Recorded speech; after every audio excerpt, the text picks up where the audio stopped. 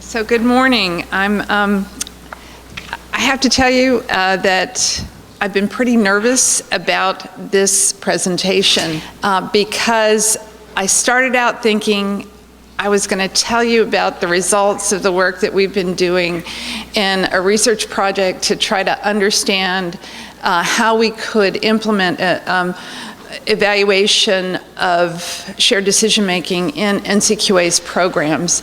And it's so hard that I really didn't have any solutions. So I thought, and so what came to me is that, well, I've got a room full of experts in shared decision-making, so I'll just throw it back on you, and you can help me decide where we should go. But the goals of my presentation this morning are really to help to describe a framework that we've developed for trying to think about how to evaluate shared decision-making in provider organizations and practices, and then to talk about some of the issues that we're running into as we try to think about specific kinds of measures and ways to get information that will allow us to make fair comparisons across organizations and across practices. And some of the issues have to do with what kinds of conditions do we focus on, who's accountable for what, how should we think about that, and how are we going to get information from patients. And a lot of the experiences that Susan just spoke about the challenges with patient surveys and asking about shared decision-making are some of the things that we're worried about too. So first I wanted to tell you a little bit about NCQA. We are a private, not-for-profit organization. Our mission is to improve the quality of health care, and we do that by measuring and by making information transparent about the quality of care. We've been around now for more than 20 years. We accredit we accredit many Medicare, Medicaid, and private health plans. About over 700 plans report quality information to NCQA. We have a recognition program for primary care practices that covers about 4,000 practices, about 16,000 clinicians. And what we're known for at NCQA is that we bring together a broad group of stakeholders, and we try to get to some kind of consensus about what's important to measure and to try to make that measurement real and to make it available publicly for people to make decisions. And that could be purchasers or the government making decisions. It could also be consumers. So the research project that we embarked on almost a year ago is looking at shared decision-making in accountable care organizations. And Elliot spoke a little bit about the concept of this accountable care organization yesterday. It's the idea that you have a group of providers who are responsible for a population. And they're responsible to get good quality care and to do it at a reasonable cost. And if they can do that, then they're eligible to share in savings of the dollars, of the whatever savings they have from providing good care and efficient care. So because this is an organization that includes primary care providers, specialty providers, that may include hospitals, our sense was that, really this is the place to try to think about shared decision-making, because you've got that, because so much shared decision-making is about that intersection between primary care and specialty care, between primary care and hospital care. And what we wanted to do is to try to think about, well, how could we do this?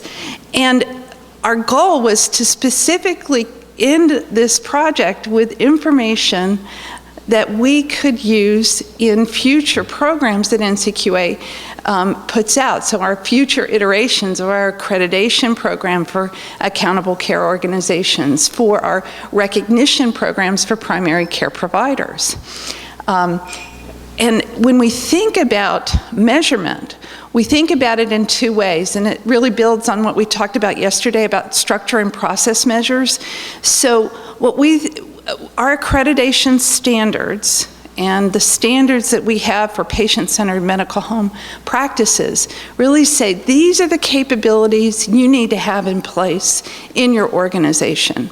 You need to be able to say you've got the structures in place, and you need to demonstrate that you can use them. So for example, for patient-centered medical homes, we say you need to have a way to identify all of the patients that are in your practice. And you need to be able to identify the ones that need to come back for a visit, that are due for mammograms, that are due for other kinds of tests. And the way that we ask practices to demonstrate that is that they have to show us, here's our system, this is how it works, and these are the reports that we use to track our population. So those are the kinds of things, that's the capabilities. We call them standards, sometimes we call them structures and process measures. We also want to have quality measures, so things that have a numerator and a denominator, like the CAHPS survey, where we have a specific way of identifying the patients who are eligible for that measure, and then we have a way to define it where we know that we're making apples-to-apples comparisons across different practices. So we started off with this project, and we thought, gee, we were really excited. We wanted to look at this. We want to go to some organizations in California that are like, kind of set up like accountable care organizations, where they've had that financial responsibility for a population. They've got all the goals, incentives working the right way. We started off by talking with some of the organizations that were part of the Informed Medical Decisions Foundation's early their demonstration sites that Michael Berry talked about yesterday. And what we've learned, which won't surprise you, is that this is really hard. And even the organizations that are early adopters, when we started saying, well, do you have this process in place and you have that process, and how do you get from here to there? Like, it's really hard. They're struggling to find the best way to distribute decision aids, to make sure people get them, to close the loop and make sure that after that decision aid has been delivered to the patient, that there's actually some kind of conversation that happens. And to document that somewhere in a way that we could go back and say you've got documentation that that event occurred. Documentation of patient preferences was not consistently done. They also talked about the lack of resources, different patient preferences for who they talked to about different kinds of decisions. So it just felt like so many variations on a theme that how could you come up with an evaluation where we could go to Susan's organization and evaluate it, and we could go to another organization, maybe Stillwater, and evaluate there and say, it's really fair, we're making fair comparisons. So what I want to do today is going to get your ideas on how we should make this a reality, because I think it really has to do with focusing on specific, we need your guidance on what should be the priorities. So let me talk a little bit about these organizations. So what are accountable care organizations? So I just said it's a provider organization, right? It's made up of providers. It might include hospitals, and they have responsibility for a population. They're also, what's embedded in there is really strong primary care. And what this slide shows is that there's this understanding that this organization has responsibilities, and then the practices have responsibilities, because patients interact with their doctors and their clinicians and the practice. But then the organization might have structures around data systems. They might be the ones that are providing decision aids. A health coach could either be in a practice, or it could be at the organization. It could be provided by the organization. So that's the kind of structure that we're thinking about. We're trying to understand, what should the organization be providing? What should the organization make sure happens within a practice?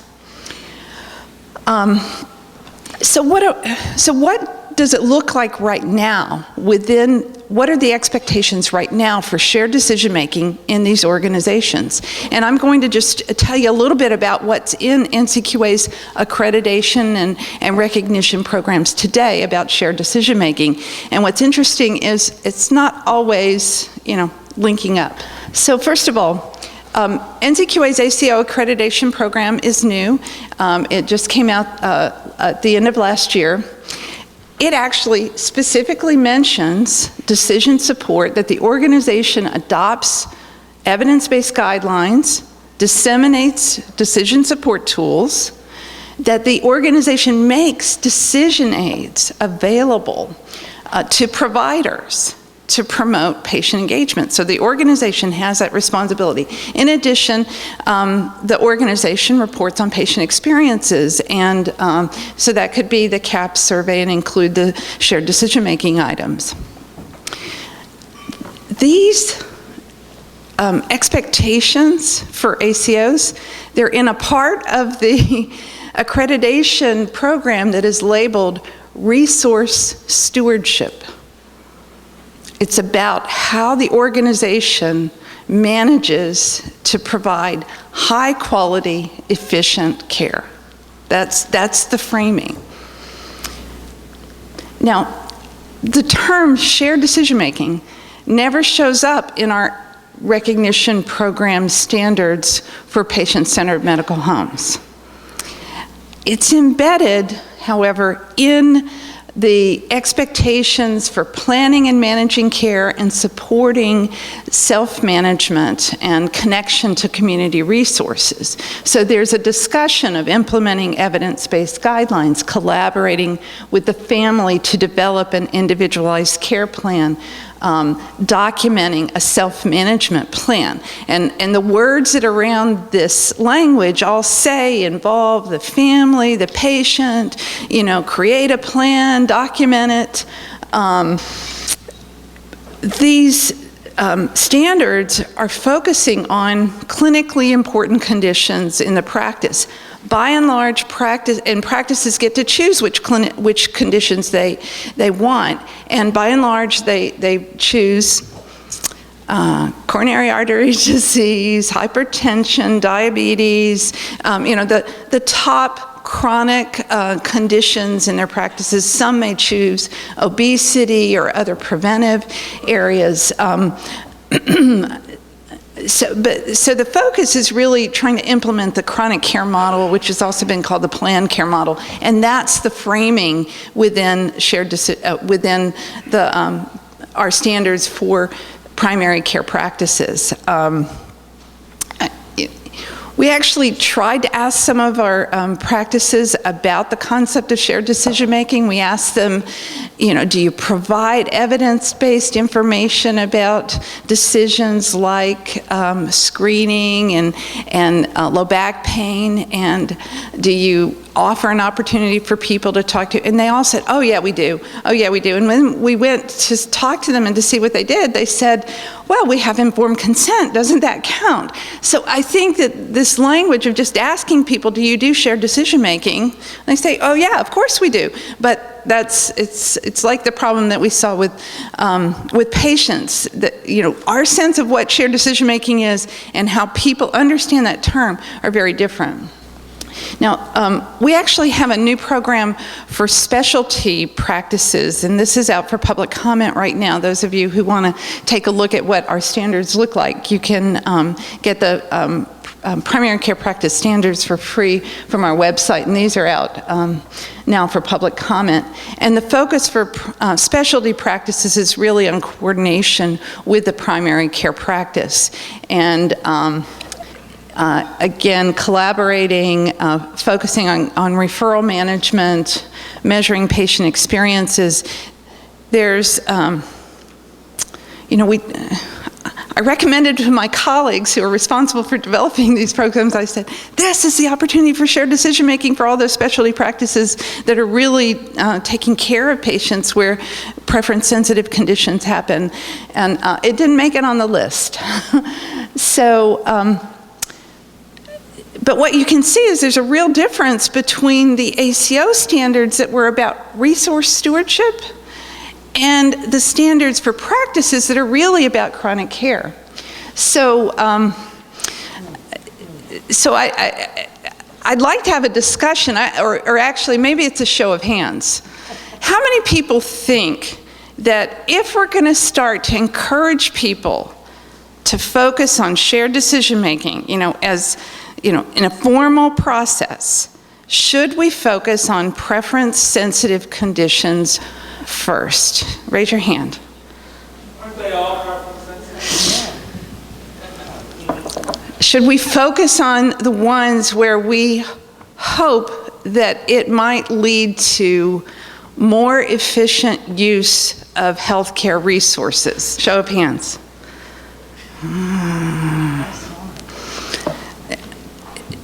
I mean, the question of how we decide where to tackle this. So, part of why we create standards is to allow people to kind of move along a pathway. We're going to say, this is the glide path to shared decision-making. We want you to start here because this is where you're going to see benefits. And then once you've done it and gotten comfortable with it, you can expand. And I think on the ACO, the reason why it's in that resource stewardship section of the standards is because that's where we think we're going to find the most support for investing in new processes, new resources. It's so that you can demonstrate that, this is really, it's not just improving patient care. We really want to improve patient experiences. But you know what? I got a bottom line, and I want to see the bottom line improved as well. And so that's, that's the question. I'm going to come back to this question because maybe after I go through the rest of this, you'll realize why we have to start in something small, and you'll help me choose which small thing to choose to focus on.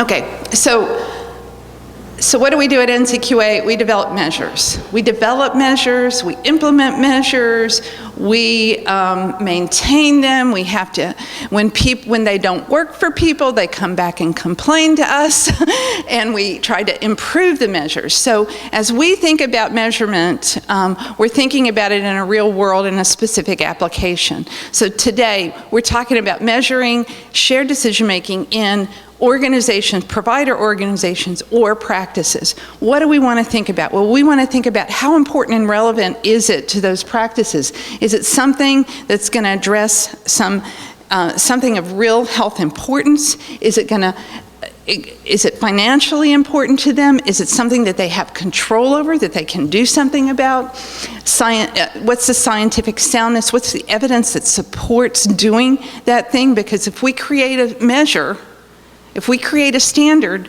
people have to put money to get that in place. So it has to be something where we've got a strong enough evidence base that people are willing to invest. It needs to be something we can measure with reliability and validity, and to allow fair comparisons. It needs to be understandable and meaningful to stakeholders, useful for quality improvement, feasible. The burden of measurement can't be more than the benefit of having that information. And we focus on this requires that you have detailed specifications, that you audit the results, that you review the documentation. So when I think about measurement, I got all of these things in my mind as I'm trying to help get input from multiple stakeholders to help us decide. So, and I've got some helpers with our handouts for the materials, and I'm gonna ask you to help me think through how to prioritize a measurement framework for shared decision-making. So we reviewed the literature, the work from the foundation, some of Glenn Elwyn's work, some of the work from Canada about what are the essential components of implementing shared decision-making? And we created a measurement framework that essentially has to do with how do you get prepared for measurement, so how do you engage providers, staff, patients, how do you decide who you're going to target in terms of individuals and populations.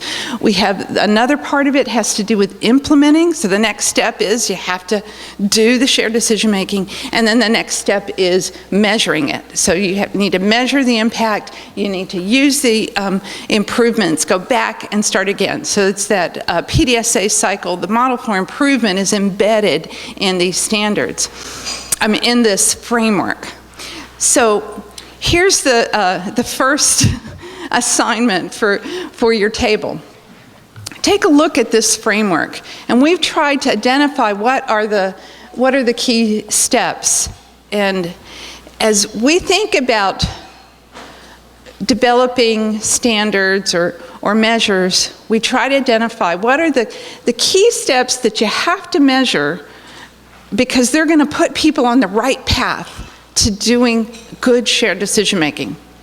So what I'd like for you to do is to look at these things and think about which ones could be eliminated, draw a line through them, which ones should be evaluated, and who should be responsible. Is it this broader organization, or is it a practice? And is it a primary, and should we be looking at it within a primary care practice or a specialty practice, or both? And it could be that it's all three of those. So let's take 5 minutes just to read through that with your group, and we'll report back in a couple minutes on what you think we ought to focus on in our measurement. Okay, so there are two parts to the evaluation. One is, what are the structures and processes that you have in place? And then, what's it like for patients? And this is really consistent with our approach in the patient-centered medical home and in our health plan accreditation, where we say, okay, we want you to have the structures and processes. Over time, the structures and processes become a bar, right? And everybody meets the bar. And then the way we evaluate is based on performance measures, and they could be quality measures that come from clinical data sources or administrative data, or they could be patient feedback. And I think in the area of shared decision-making, the only way for us to know really whether we have shared decision-making is to get the feedback from patients. But the question is, who, when, what are we asking about, and how are we going to get that information? And already Susan has talked this morning about some of the challenges, and I want to go on, because in this project that we're working on, we said we're going to focus on preference-sensitive conditions. We're going to focus on low back pain, because low back pain is so important to purchasers. It's an expensive, common condition, and so it's a place where we really where we have hear a lot of interest in trying to understand how do we take into account patient preferences and help patients to understand what their options are. The second area was prostate cancer, and we wanted to focus on prostate cancer treatment, so the treatment choices for somebody diagnosed with prostate cancer. So we've been working with 2 physician organizations in California, and both organizations have electronic health records, at least for most of their patients and practices.